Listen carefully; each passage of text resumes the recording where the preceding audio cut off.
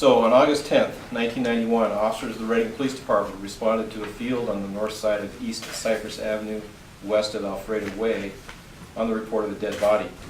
An autopsy was conducted by the medical examiner and pathologist Dr. Joseph Tripoli at the Shasta County Coroner's Office. Dr. Tripoli determined that the cause of death to be manual strangulation with other significant conditions of bludgeoning to the head. During the autopsy, Dr. Tripoli completed a sexual assault examination.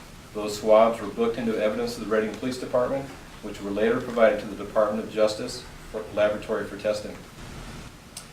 On December 19th, 2001, almost 10 years later, the swabs collected from the victim were tested by the Department of Justice laboratory. During the testing, DNA was located and uploaded into the combined DNA index system for routine searches against profiles from both offenders and other case evidence.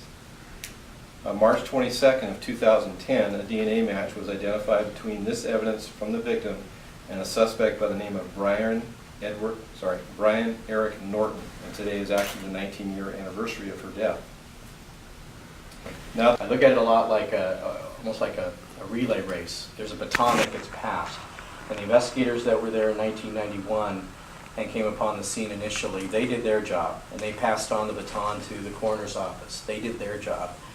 And the next was the Department of Justice. They did their job, and everybody stuck with the case. And the investigators who are on the case now did their job. They went back to Iowa and obtained additional information to help us make this case. And at this point, that baton is now being passed to my office, and we will do our job in seeking and getting justice for Despina Majudas.